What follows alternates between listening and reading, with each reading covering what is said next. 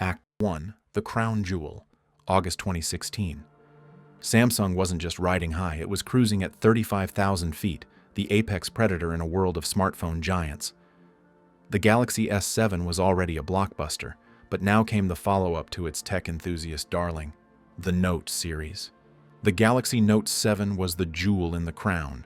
It wasn't just another phone, it was meant to be the definitive flagship, the one phone to rule them all. On paper, the Note 7 was an absolute beast. A stunning, dual-curved 5.7-inch Quad HD Super AMOLED display. HDR support before that was even cool. A 12-megapixel dual-pixel rear camera capable of 4K recording. Iris scanning that felt like it was lifted from a spy movie. 64 gigabytes of storage with a micro SD slot that let users expand it up to 256 gigabytes. Water resistance.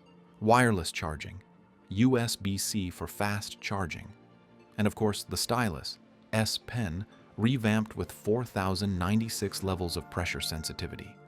Everything about this phone screamed premium, a perfect blend of aesthetics and raw power. Even the decision to skip the number 6 and jump from Note 5 to Note 7 wasn't just marketing fluff, it was strategy. Samsung wanted consistency across their flagship lines. S7. Note 7. It was unified, bold, and commanding. But behind the scenes, something else was happening. Something far more dangerous. Samsung had one goal: beat Apple to market. The iPhone 7 was around the corner, and Samsung was determined to suck all the oxygen out of the room before Apple even stepped on stage. Speed became the priority. Deadlines were drawn in stone. The Galaxy Note 7 was going to drop before the iPhone. No delays, no compromises. And that's where the cracks started to form. Act 2. The first signs of fire. The launch was electric. Within hours of pre-orders going live in South Korea, over 200,000 units were snapped up. The demand was overwhelming. Canada called their pre-orders outstanding.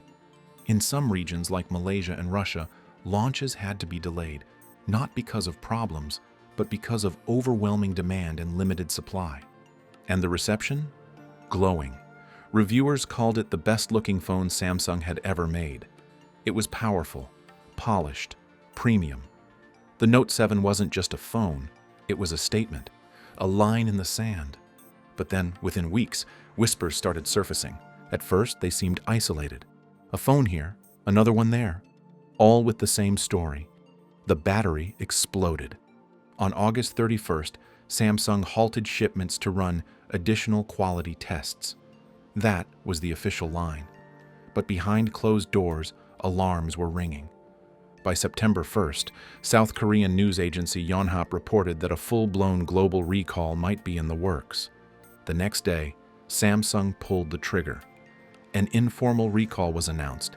Sales were suspended. Publicly, the company admitted to battery defects. Internally, panic had set in. It was discovered that batteries manufactured by Samsung SDI had a flaw in their design. Inside those tiny battery packs, the positive and negative electrodes were dangerously close, especially near the upper right corner. Under pressure or heat, they could bend. And when they did, they short-circuited, causing thermal runaway. Translation: fire, explosion. Samsung had identified 35 incidents globally, less than 0.1% of units.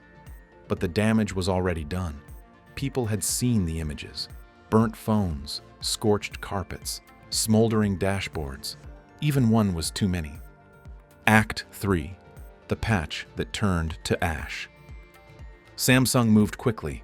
The company worked with China's Amperex Technology Limited to provide new batteries, replacing the ones from Samsung SDI. Replacement units were sent out. Green battery icons were added in the software to signify the safe units. There was even a special mark on the box to distinguish the revised version, and that could have been the end. But it wasn't, because within days, the second wave hit. October 4th, Kentucky. A man woke up in the middle of the night to a room filled with smoke. His replacement Note 7 was on fire. He was hospitalized with acute bronchitis from inhaling the fumes. That same day, he reportedly received a text from a Samsung rep, sent by accident.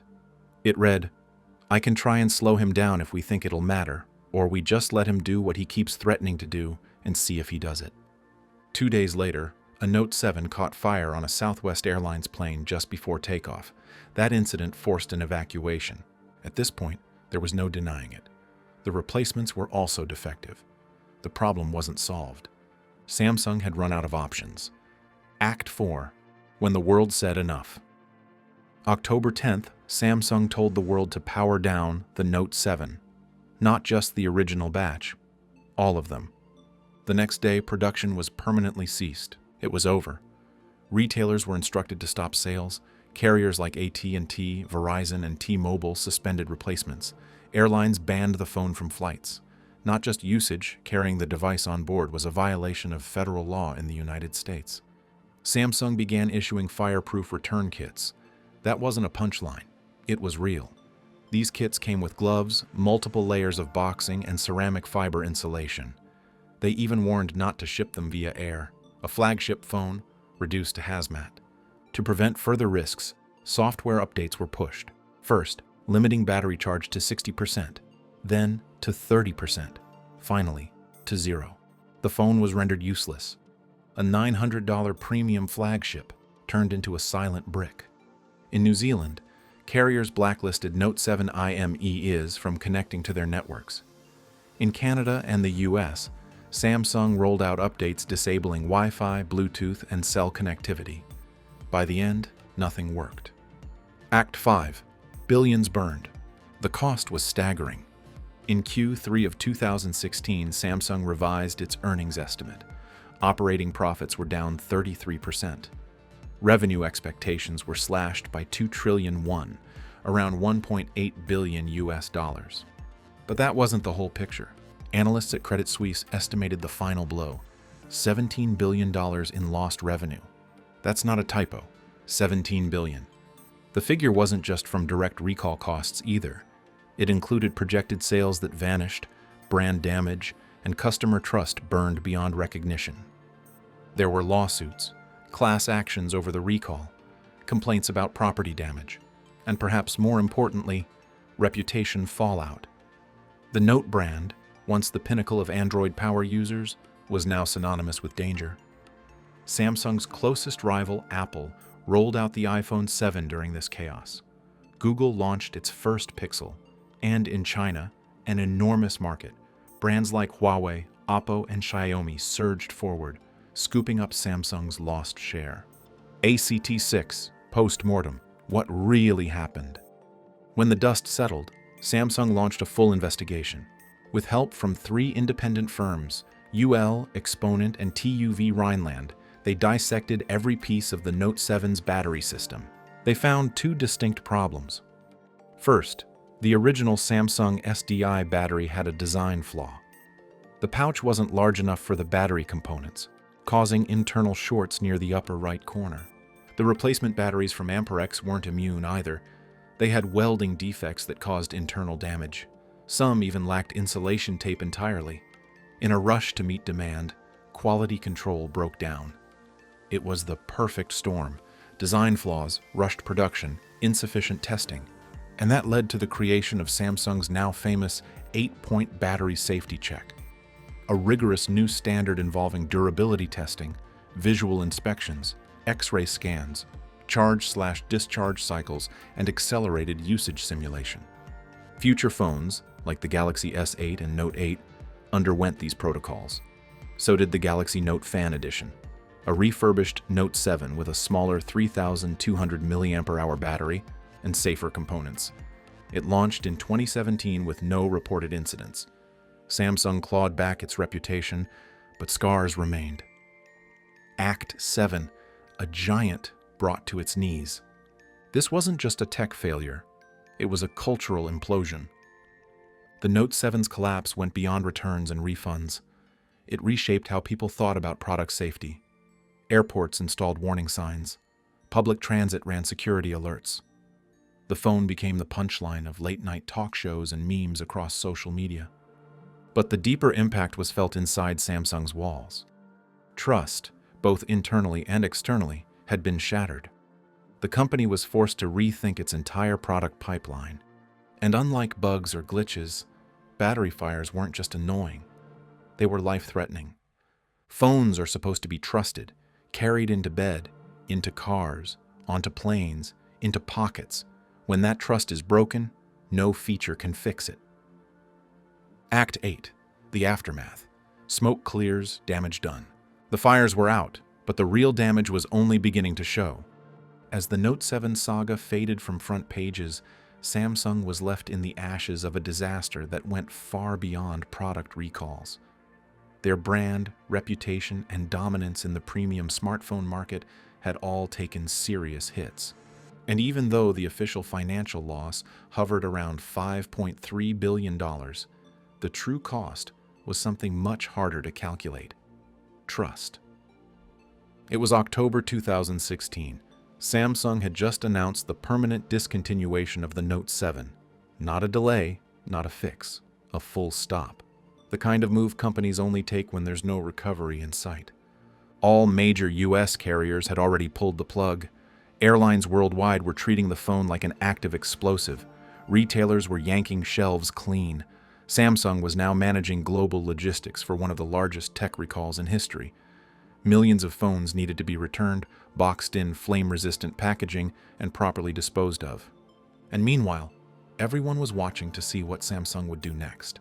That same month, the company took a 33% hit to its quarterly operating profits. Revenue forecasts plummeted by billions. Investor confidence shook. The world's largest smartphone manufacturer suddenly looked vulnerable. But if Samsung was good at anything, it was resilience. Act 9. Rebuilding from scratch. The Galaxy Note. Legacy. Most companies would have quietly killed the Note line and moved on. No press, no fanfare, just fade it out and pretend it never existed. But Samsung took a different route. Rather than abandon the Note brand, they did something bold. They doubled down. Behind closed doors, Samsung launched one of the most aggressive internal investigations in its history. They brought in independent agencies like UL, Exponent, and TÜV Rheinland to dissect exactly what had gone wrong with the Note 7 batteries. It wasn't just about PR, it was about engineering, accountability, and making sure it never happened again. They weren't just fixing a battery issue, they were rebuilding their entire product philosophy. The investigation stretched across continents, touching every part of the manufacturing chain, from suppliers to shipping to software algorithms. Teams from Korea to Vietnam to China were brought under the microscope. Engineers who once focused on feature innovation were temporarily reassigned to safety and compliance. The entire mobile division pivoted from offense to defense, but with a sense of urgency only seen in wartime crisis management. Leadership held closed-door meetings with shareholders, carriers, and government regulators. Apologies were issued. Legal teams braced for incoming class action lawsuits. But internally, a second mission had already begun: turn this disaster into Samsung's biggest transformation yet. For 120 days, over 700 researchers worked in newly constructed labs designed specifically to test the limits of smartphone batteries. They pushed 200,000 Note 7 units to failure, trying to replicate every known scenario: hot climates, wireless charging, fast charging, overnight charging, pocket pressure, bag pressure, sudden voltage spikes. Nothing was left to chance. Samsung even evaluated software behavior during third-party app usage to see if processing loads contributed to thermal increases.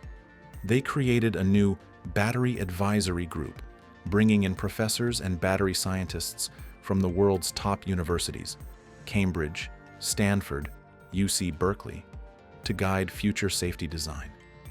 The tone inside the company shifted from profit margins to product integrity. No release would go out unless it passed every single checkpoint. The findings were as detailed as they were damning. Both the original and replacement batteries had defects, either in design or production. In one case, electrode tips bent too close to the corner of the battery casing, sparking thermal runaway. In the other, there were missing insulating layers or poor welds that led to short circuits. The result? A complete overhaul of their entire battery testing and approval process. Samsung introduced what they called the 8-point battery safety check, a new gold standard in the industry.